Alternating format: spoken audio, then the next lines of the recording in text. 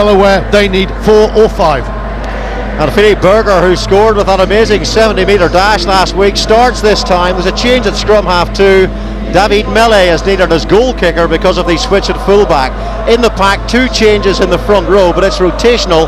Jerome Schuster and Marius Tinku come in. Same tight head and captain Nicolas Mas, but an alteration at number 8. One of the raft of injured Perpignan back row forwards is back. Ovidio Tanita, although still significantly no Henry Tuolangi, who is a key pump in the Perpignan engine room. Well, in Limerick, Munster conceded those 3 tries, scored none but still won.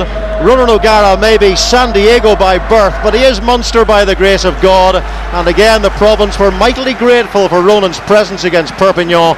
All 24 points from the out half last week, and what a composed performance. Coach Tony McGahan has decided to stay with the Maffey-Earls combination in midfield, while up front still no Marcus Horan or Jerry Flannery, of course. So short-term signing Wayne Duprea, the South African international, continues. Onto the bench, 4 of last week's starters are there, including scrum halves Nicolas Durand and fullback Jerome Perical. Jean de Villiers amongst the Munster replacements. Even though Munster and Perpignan have met 6 times in Europe, only one of those games has been here at the Stade Général. That was in January 2003 when Perpignan won by 23 points to 8, and it's the sort of reception we expected. But there's a good Munster following here in Catalonia. It's very rare that Munster fans, even on the road, are out-shouted. They will be today, despite the fact that there are pockets of red. Remind me very much of Munster's games in Clermont over the last couple of years. I remember 2 years ago when Munster went on to win the Heineken Cup, I felt that the bonus point when they came from behind against Clermont was probably the bonus point that set them on course for the title. They've been here so many times. They're not coming, sometimes like French teams like to lose, trying to be clever and get a bonus point. They expect to win, but they know deep down that a bonus point is one hell of a safety net. Yeah, quite a few of this Munster side have experienced the voraciousness of the crowd and the claustrophobia created by this Catalonian version of the Colosseum.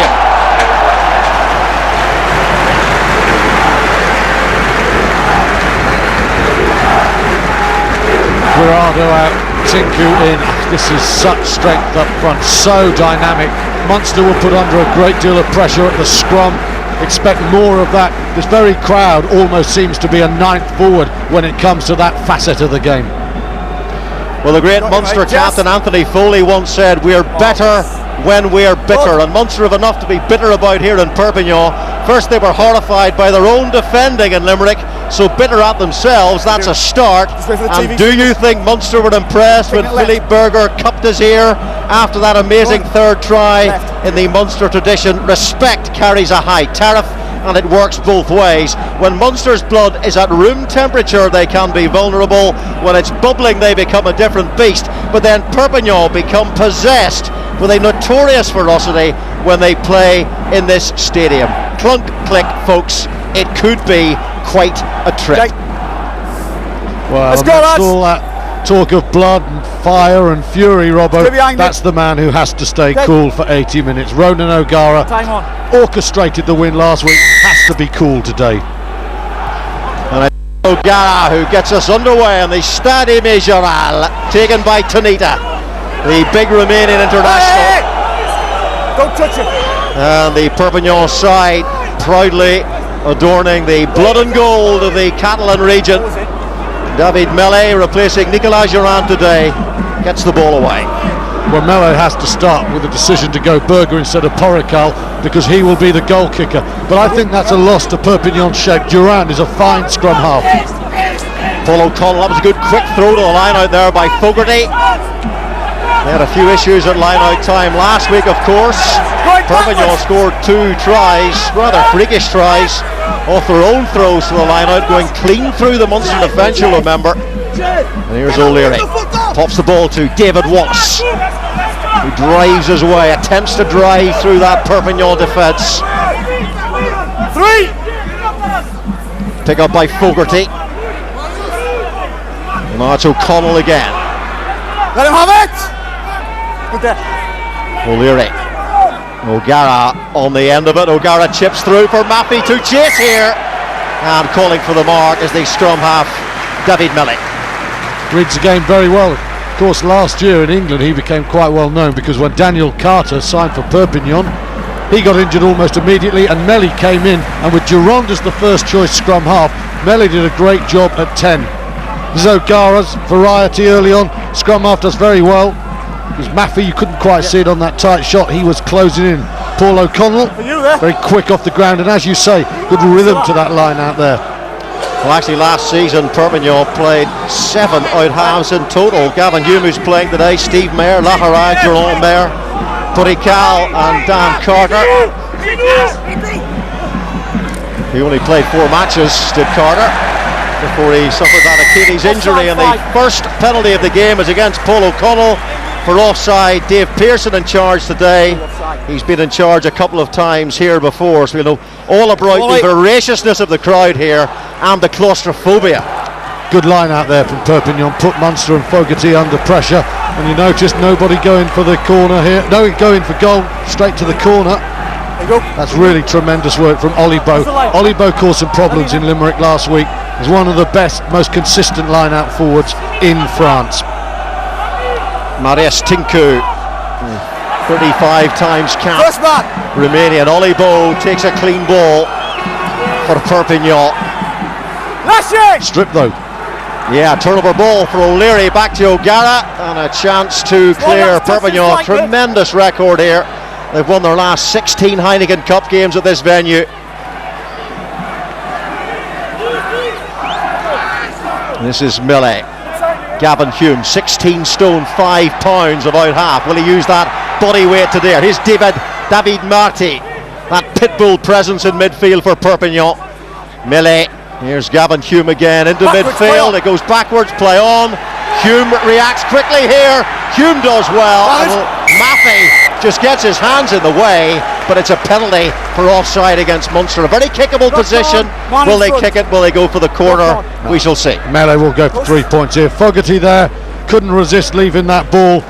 They're very lucky, Perpignan here. The ball is lost. It's a bad pass, but it clearly goes backward. The pick-up from Hume is a good one. Now you'll see Maffey with a knock-on with the left hand, and then Fogarty from a clear offside position. Very elementary error there, and it should be 3-0. Although Melee, you wouldn't say he's one of the best kickers in the French league, and the French league does have some metronomic strikers of the ball. I'm thinking back to last Sunday and the way Brock James just caressed the ball off the ground and out of hand.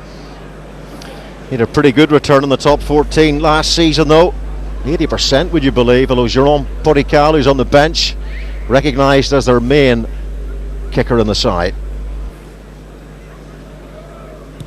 Millet, remember he missed the conversion for the Philip Berger try at Limerick, which in the end turned out to be very significant indeed, but no mistake there, and Perpignan into the lead.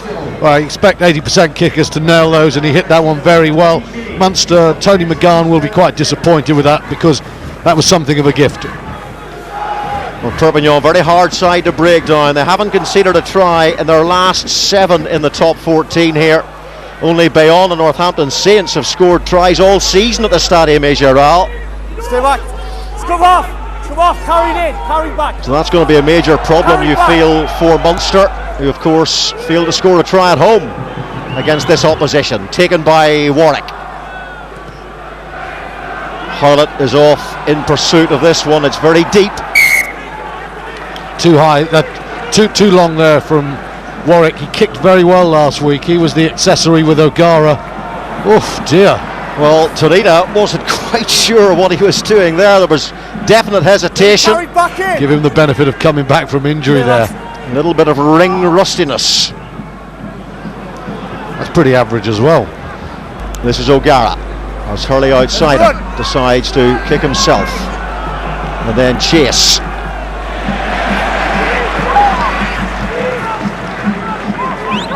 This is Millet.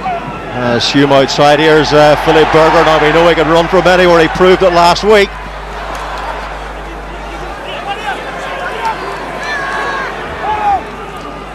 Millet for Hume, and the kick goes in once more. In comes Warwick at pace, and it's Earls who helps him out. Got lucky there, didn't they? Didn't control that ball, Warwick. And then Perpignan get the drive on. Gavin Hume will be interested there with what happened with that high ball. Very bright day, dazzling on the eye, and Warwick will need to be stronger. You can see players like Tinko coming through, putting pressure on, such mobility, not just power in the scrum. Now the other area, because this scrum is so good, they really can put the wheel where they want it. And keep your eye on Berger. He's coming onto the open side. He is lethal.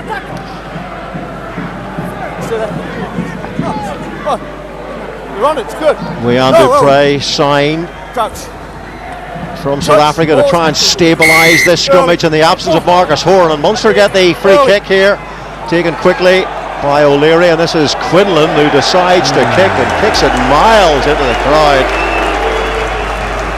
Oh, Alan Quinlan will be very upset with himself. He was one of the better players last week, I thought, alongside O'Gara, but that was terrible.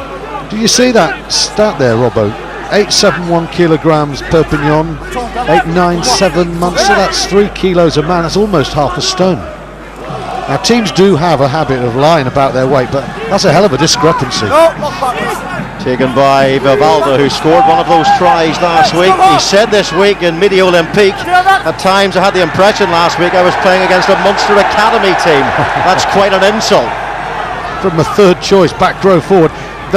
This example though, not of weight, but technique, really good drive there.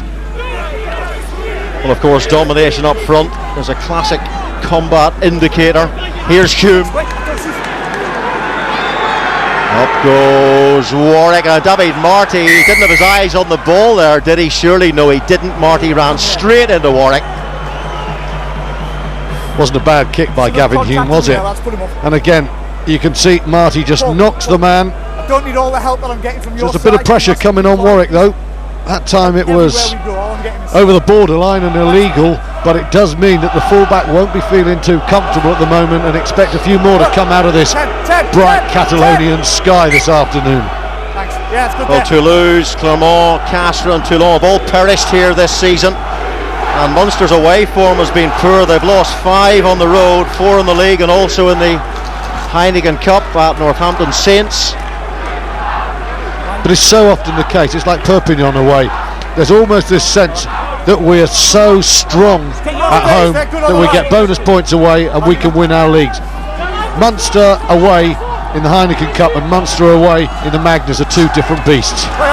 Taken by O'Callaghan initially, and O'Cullen helps out his big mate. They've been super glued together as second row forwards, haven't they, for many years now. Munster try to drive on through Quinlan and Big John Hayes.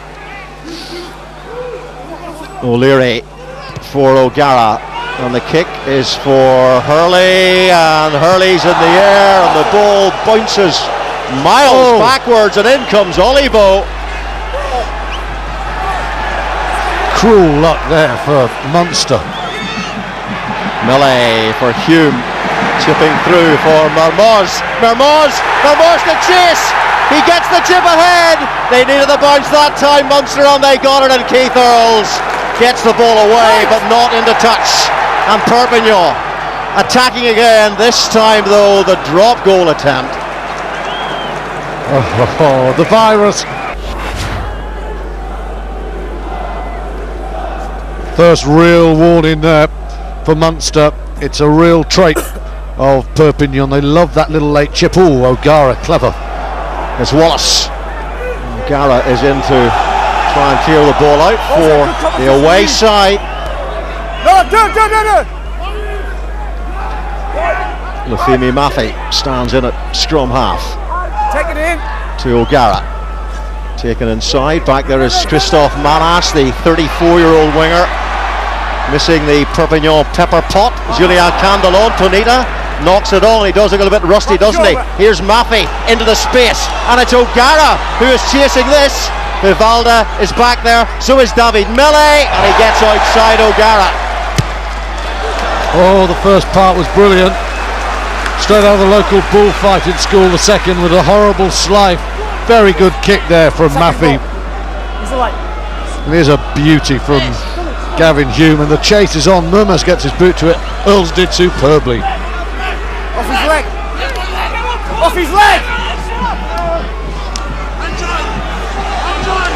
Two times champions, of course, Munster. They're so used to coming to places like this and coming away with something. Remember that famous game in Thermo a couple of years back? 23-6 down in that game they were. They got the bonus point. It helped take them out of the pool and on to ultimate glory. But have they ever quite faced an atmosphere in France like this? It is blood-curdling. And it's O'Leary back to O'Gara with the drop at goal. He had one last week. Misses it, but he knows he's got the penalty, and he should take 3 points here. Munster just giving Perpignon's forwards a bit of their own medicine there. Not quite as dynamic on the drive, but very good control. Munster very patient. O'Gara, it's almost as if he'd heard the referee's whistle. Not quite as focused as he was with that wonderful drop goal last week. Well, O'Gara's success rate before last week this season was just 42%. He missed 5 from 7 against the Ospreys in the league, and then of course against Perpignon at Thomond Park, 7 from 9, and that drop goal. He needs to slow the heartbeat here today, but there is no better master in these situations, in these cauldrons, than the Munster number 10.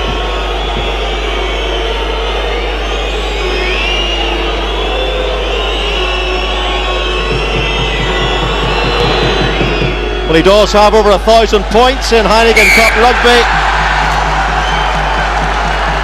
Forwards earned in that one. Slow, controlled drive, nothing too pretty. But Perpignan lost their patience, collapsed it, and O'Gara does what he's done so often in the Heineken Cup. Now those are the range from which he just, well, he does miss, but only once in a blue moon. Well, Limerick and Perpignan could perhaps be twinned in terms of their rugby obsessiveness. Backwards, play on. They do live the game in this part of the world. Lash it, lash it! And it was such a relief, such celebration when they won the top 14 last season after waiting 54 years. Holland makes the challenge, referee says play on. Quinlan chases, Tanita goes down. And then he gets shrink-wrapped by several Munster forwards, but the penalty is given away by the Munstermen. Disquiet in the Perpignan crowd there. They felt that Doug Howlett certainly took out the waiting Perpignan man under the ball, but Tanita did very well, didn't he? Had to go down and he made that ball his.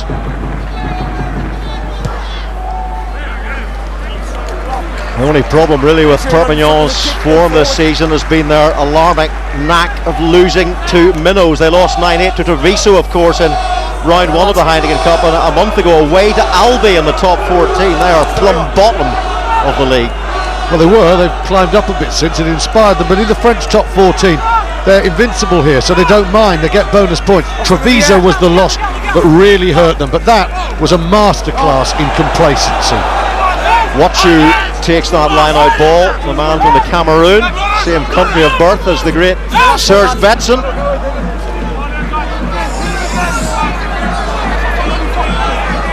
This is Millie, this is Olivo.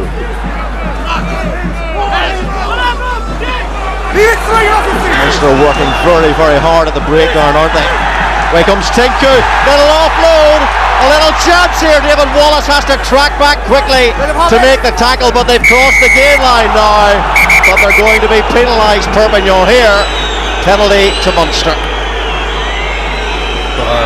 Brilliant work from Wallace there. Hang on. No, you've got the penalty. Don't have a problem with that. What I've got a problem with is, again, all the appealing from your players. Can we shout at them though, no? I'm not getting any problem from them. Your players are shouting at me and appealing. No more, please. Good strong refereeing. Fantastic charge from Marius Tinku there. And Munster, holding on. The rear guard stuff was superb, and if they are going to win or get a bonus point here, you have got to turn those 50-50 situations around and win those balls. Quick ball there for Perpignan could have spelt a try, could have spelt 7 points, 5 points, but Munster did brilliantly. But that was the threat of Tinku.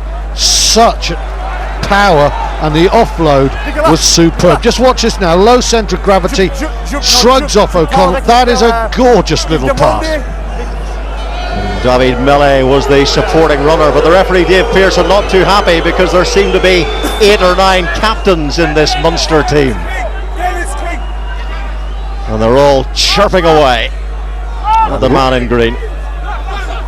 Fogarty to O'Connell, that's a good line out. Flat is O'Gara, and now it's Hoylett in midfield. A mistake by Earls, and here's Manas. Where's the support? Tries to kick, he's tackled by O'Leary,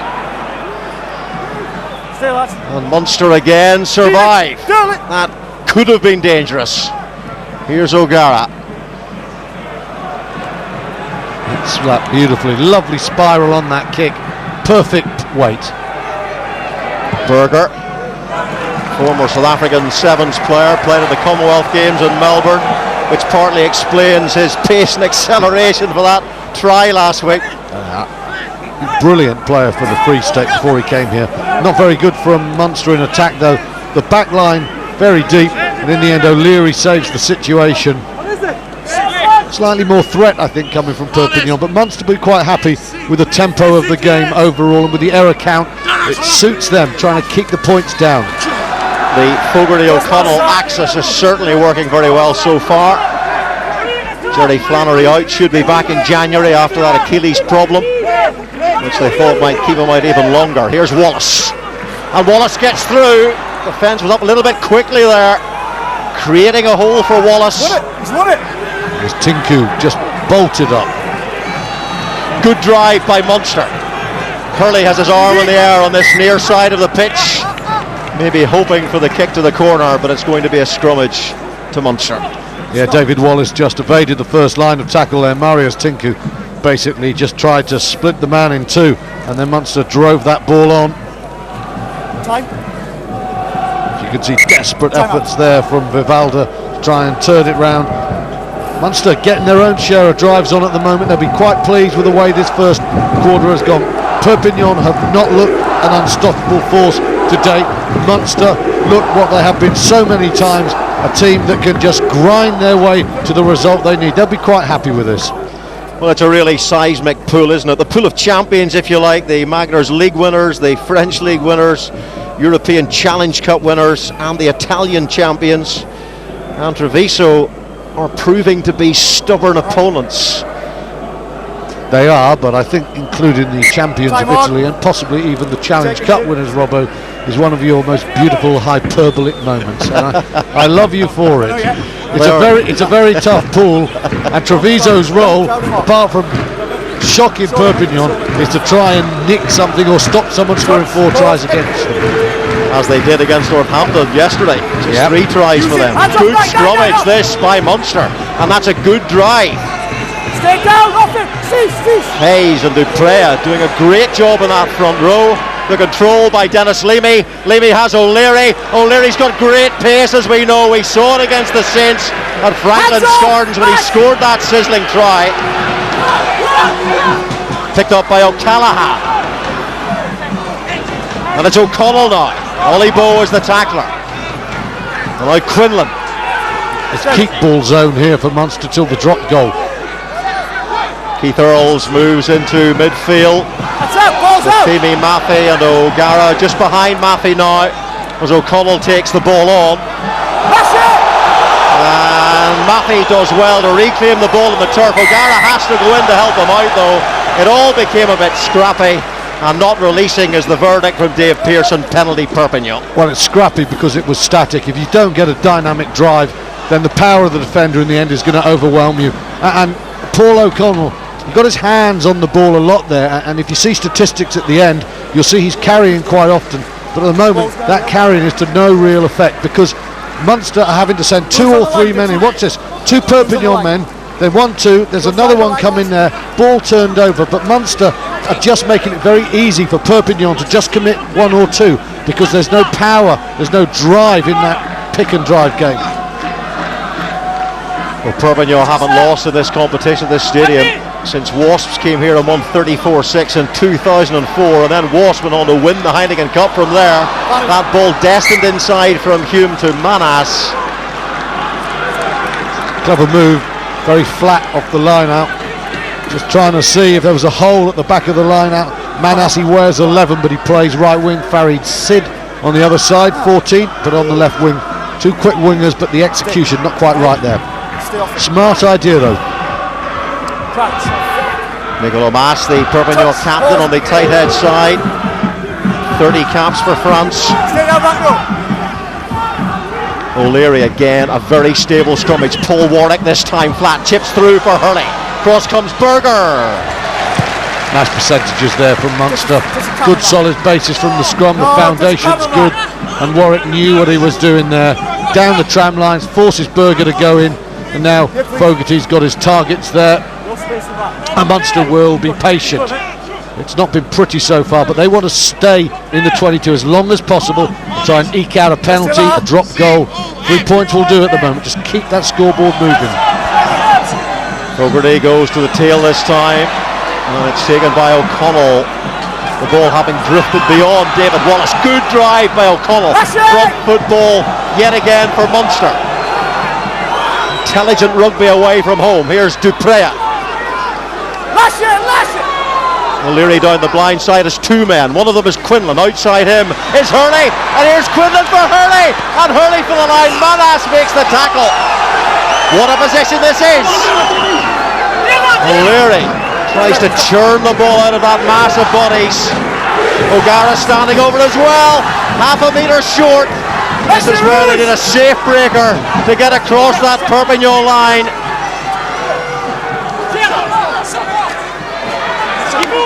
Here's O'Connell.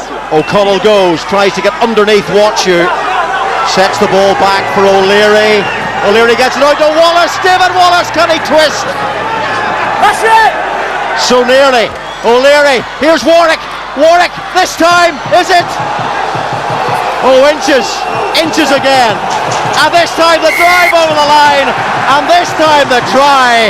And it's Dennis Fogarty who has got the touchdown. Well, what persistence, what pressure, what physicality. What Munster got right there was they didn't just stay and just try and graft it so tight to the breakdown. They went one out once with Wallace. They created a bit of space. Warwick's intervention was important. It just stretched the defence. It made sure Perpignan didn't know where the attack was coming from. And when Fogarty drove low and drove through, the defence just stretched a little bit, and Munster able to get there. What a fantastic first quarter it has now been for Munster. Well, Perpignan just don't concede tries here at the Aimé Giral, very rarely anyway. They've conceded one there, and O'Gara should add two more, which he does. This is important, you know, from Warwick. It's just stretching things, making it very hard for Perpignan. Bit of panic stations there, the organisation not quite what it could be, and then Fogarty actually comes from quite deep and just piles through there. It's a well-worked score there. Munster managing to get through what is usually a boa constrictor style defence from Perpignan, and it's flattened the crowd just a little bit. Taken by Limi. O'Gara. And that, of course, will give Munster great confidence. This is Tunita. Millet to Gavin Hume. Paul Warwick waits, just checks where his feet are. Inside the 22's the answer, and they might think about going here through Keith Earls. Good step, Hume makes the tackle. That's it! O'Leary. Here's O'Gara. And now it's Hurley stepping off that wing. Good offload to Maffei. Now Howlett. Backwards. And he's lost possession. Ball goes backwards though, and it's O'Gara to Warwick. Warwick, little chip and chase for him. Needs the bounce, doesn't get it. David Millet in possession now. Runs into Wallace. Good offload. Beautiful stuff. Maxime Mermoz. That is silky smooth.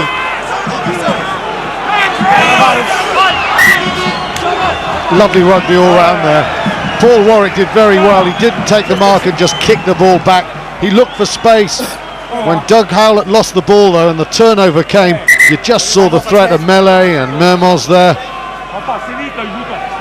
Good play from the centre, just waiting there. Wallace is out there, that's a good offload. And look at Mermoz there. That's what Perpignan probably do better than, not probably, do better than any team in France. But one has to say, Munster not afraid to play. Sizzling step there from that man Keith Earls, and O'Gara always looking for the options there. They're not making it easy for Perpignan to read their game. Well, I mentioned Wasps winning here. Perpignan won 27 of 29 at home in the Heineken Cup. The other side to win here were Leicester, and they also went on to win the Heineken Cup. Of course, that Wasp game, Perpignan needed 4 tries, didn't they? And they had about 5 or 6 penalties in the first half, none of which they kicked because they were going for the tries. So that really is a sort of very flattering scoreline, that Wasp game, really flattering. And even I think Sean Edwards has said as much in the past. And you know, the Wasps don't give much away when they win, but this is a tough place to play, a tough place to win. And this has been a very intelligent start from Munster. It was a very brutal game, that Wasp match as well. There were 12 sightings in the game, and Tony Hanks told me last week that it could have been 20 sightings. Here's Leamy. Oh, and that is a thundering hit by Gavin Hume, and that shows the bulk that he has and how he can use it. O'Leary, long way downfield to Christophe Manas. Here's Philippe Berger. Whoa! Warwick, plenty of time, and decides to go again. Not for the first time, Munster running from deep. And here's Alan Quinlan. Support on the wide outside from David Wallace. Took the pass from Fogarty, gives it straight away though to Christophe Manas, and now Gavin Hume. David Melee, and Lafemi Maffei hit him hard with the shoulder. How legal was that? Hands! Some lovely rugby again. Warwick is instigating a lot, but be careful Munster, because on turnover this is a dangerous team. No man more dangerous than Maxime Mermoz, and here's Watchu, and he beats Hurley. Outside him is Manas, and Watchu, he's 20 stones, you know, and he showed there he's got a bit of pace about him as well. Melee to Hume, David Marty, Olibo outside, misses out Olibo to Philippe Berger. Philippe Berger's got support on the outside, and the fumble at a crucial moment, but there will be a penalty, and it was Vivalda on the left wing.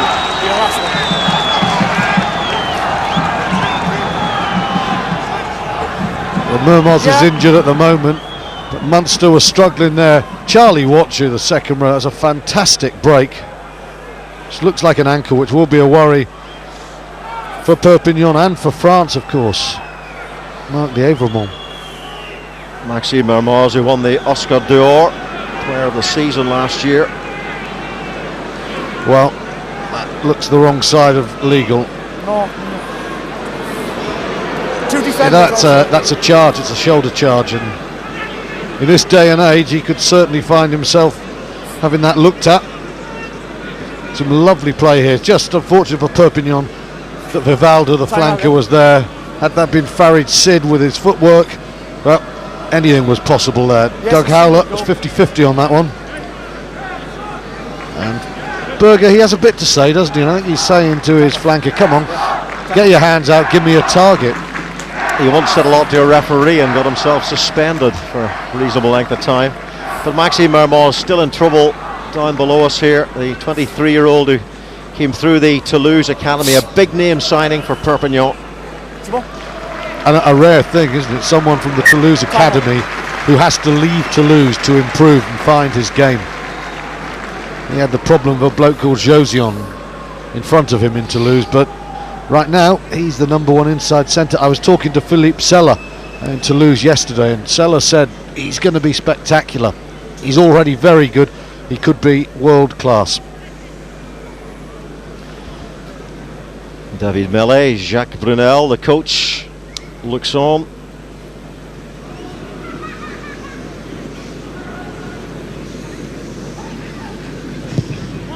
Melee, never on target from the little scrum half. Rounds off a very good first half hour, doesn't it? Oh dear. Ooh, what's that shot? Who's the ugly fella beside you?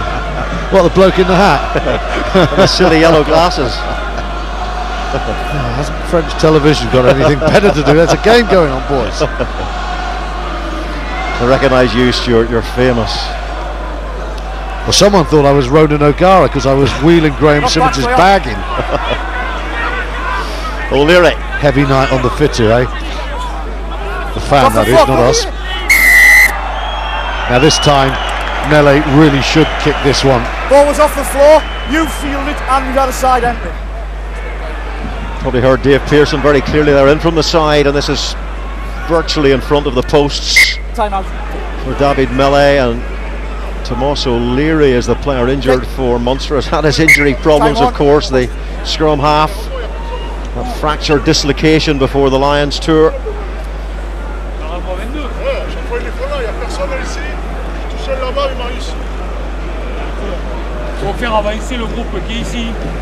There you go, coming in from the side. We had to wait for the penalty, but there it was.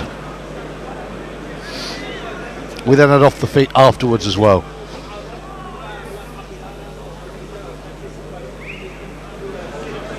David Mele, has he got it on target this time? Yes, he has.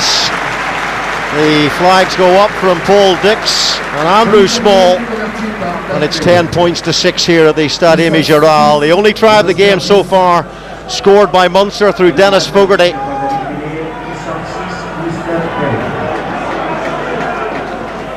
Still a very good position for Munster in front after half an hour here. O'Gara will give a target for his forwards. Vivalda. It's too long, that restart, wasn't it? A whole load of Perpignon back row forwards are injured at the moment. Jean-Pierre Perez, Tuolangi. We mentioned at the top of the show, Jerry Britz, who can play second row and back row. The outstanding Shui as well, who's long term. Warwick. In comes Gavin Hume, using that height and size to some effect there. Mele to Olibo. Here's Mermoz. And now it's Bertrand Guiri, who gave away that penalty at the death last week in Limerick. And O'Gara kicked to win the game for the high tackle. This is Tudita.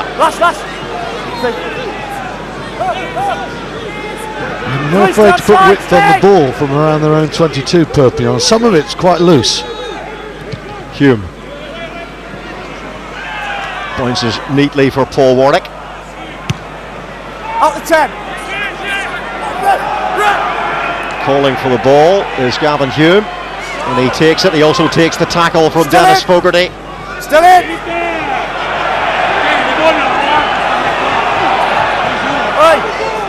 It's Tinku, makes a metre and gives away the penalty, or Perpignan do, for coming in off the feet.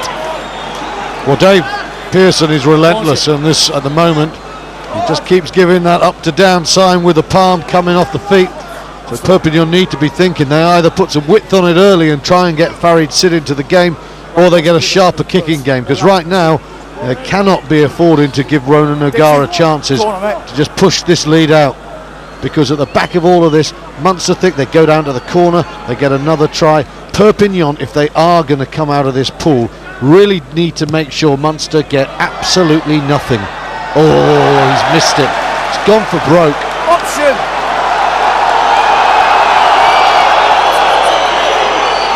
Touch judge was very slow there to react. What have I told you about your players? Option. Well, are they claiming because it hit the corner flag that it was in play? Is that what they're trying to persuade the referee with? Did it hit the corner flag? I think it just clipped the top of it. It definitely touched the corner flag. Just swept it on the way through. Touch, pause. But again, Munster's 10 captains making their voices heard. Here's Hume, and it's Marty, and it's Berger outside. And Berger has Farid Sid. Tries to bowl his way over Dougie Howlett. Hume finds support from his forwards. Millet to Hume once more into the midfield to Marius Tinku. Great offload again from the bowling ball that is the Romanian. Munster staying on their feet there brilliantly and turning the ball over, but Perpignan have won it back. And here's Millet to Gavin Hume. Marty, can they create here? Maxime Mermoz is double teamed, and he's double teamed illegally. You can see the potential, can't you? Perpignan trying to come from deep. Their running game is very good at the moment. High tackle there on Marty. Of course, he was penalised last week. Very important decision that went against Perpignan. But Nicolas Mas and Tinku, the offloading game, very good. And they are trying to put width on it. You can see this game taking shape. It's just the final pass isn't quite right at the moment. Big threats to Munster. Lovely late ball there. Marty to Mermoz, and there it is for David Wallace. And in another day, in another time, as a few of us would have said, good hit, David Wallace, or good tackle. Hit, of course, is illegal. But in today's climbs, Robbo, you ain't going to get away with that.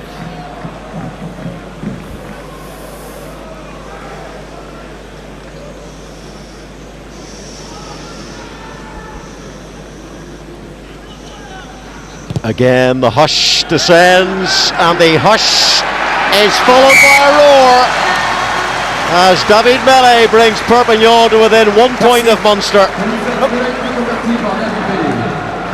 Tony McGahn will be pleased with the scoreline.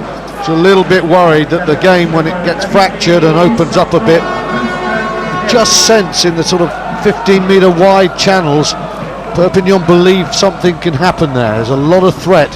Hasn't come through yet, but they're certainly sniffing for it there. Up goes Olibo. Classy. 4 away. Extremely well taken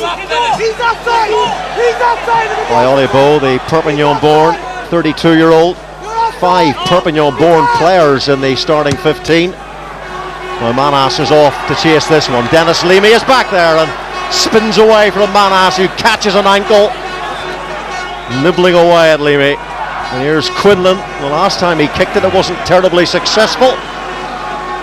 And that's Bertrand Guiri and Tunita. Between them, the 2 back row forwards fumbling the ball, and Dennis Fogarty takes a crash in the back. And it is a very hot-blooded part of the world down here. Cold day, we needed something to warm us up there. I think David Pearson hopefully will just say calm down to both teams. It's a good old kick there from Quinlan first of all. Ball gets loose, it's a knock on. Just what happens now. Oh, Vivalda.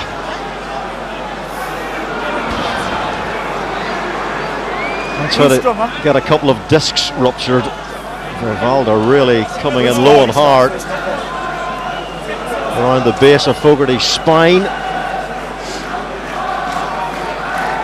Seen penalties given for that. But I suspect at the moment. Let's go, lads. Yep. Let's just calm this one down. Will we see a third up and under from Alan Quinlan? One awful, one very good. Touch, pause, well, the scrum's been going pretty well for Munster until just now. Problem for Munster, of course, is Guirado, Freshwater, Kisipulu. All of these people come on. It was a little bit like yesterday, Mark, in Toulouse, and Cardiff Blues are right in the game, but as the second half wore on and the extra power of the French bench came into effect, Toulouse, they didn't sparkle their way to victory, but they just pummeled Cardiff. And I think Perpignan will have half a mind on that sort of technique in terms of the forward battle, and if they can get a front foot, we know they're very dangerous. Munster having to defend very well at the moment. I don't think Jacques Brunel will be particularly pleased with the performance thus far. I don't know, do you sense a little bit of momentum? Tinku and Paul O'Connell disrupting that momentum by stealing the ball, and Tinku wins it back. Brilliant by the hooker. Here's Millet, now Gavin Hume to Mermoz, and he manages to loop the ball away to David Marty through Hume. More like it from Perpignan. Exerting some squeeze here on Munster. Again, it comes from Munster stealing a Perpignon line-out. Munster turn it over themselves, do they? Yes. Well, they've turned over a couple of balls. Munster on the deck, haven't they? But they've won it back. And here's Bertrand-Guéry. And here's Vivalda trying to pummel his way through. Listen to the noise here at the Stade Général. But yet again, it's Munster who come away. And it's O'Callaghan this time. Trio of turnovers. Quite amazing there. Well, some of the work on the floor by Munster's fantastic, and it's Quinlan again with the kick. Tanita misjudging that one. Well, Alan Quinlan now 2 from 3. But again, Munster's scavenging in their own 22 important. Oh, here we go again. Time off. And I think with Munster's extra experience in Europe, the more aggressive, the more volatile it gets, the more it'll suit Munster. They're in control. You sense they know what they're doing when there's a scrap, and Perpignan just see that purple mist, purple haze. Yeah, that experience you talk about. Munster 8 semi-finals and 4 finals.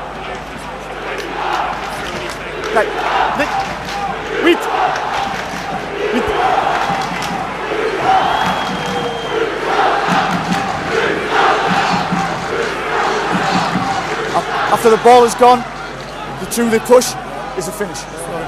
Is a finish. Okay, we start with a scrum. Is a finish. Okay, that's it. He hopes it's finished. Is a finish. Is the fact that he's speaking a sort of a strange English, almost French. I'm not quite certain. Is a finish. I think it's pretty optimistic to think that the tussling is over for the day between these 2 sets of forwards. I don't think Olivier Olibo got the message at all, do you? It could edge towards the volcanic this game.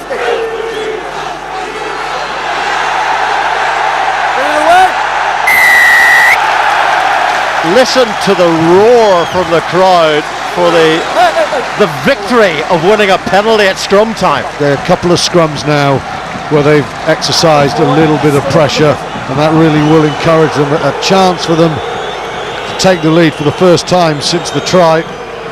That's a feed. I mean, that is a feed by Tommaso Leary, but it makes no difference because Jerome Schuster's doing a hell of a job there on Big John Hayes. You can have all the caps you want for Ireland, but the pressure came on there.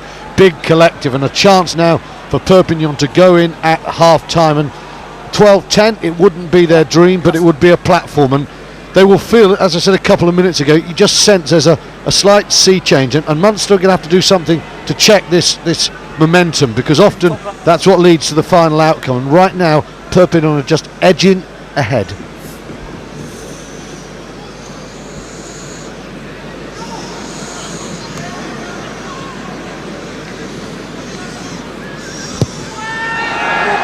Jerome Schuster almost driving his head through the sternum of John Hayes, but David Mele failing to drive the ball between the posts. Well, Munster will be delighted with the scoreline. They've been quite patient, they've slowed the game down. Perpignan very threatening. They will use their bench in the second half, but Munster, they're where they've been so often in this tournament, right in the mix at half-time. But as you say, the sense of a sea change. Half-time though, Munster lead Perpignan here at the Stade Général by 10 points to 9.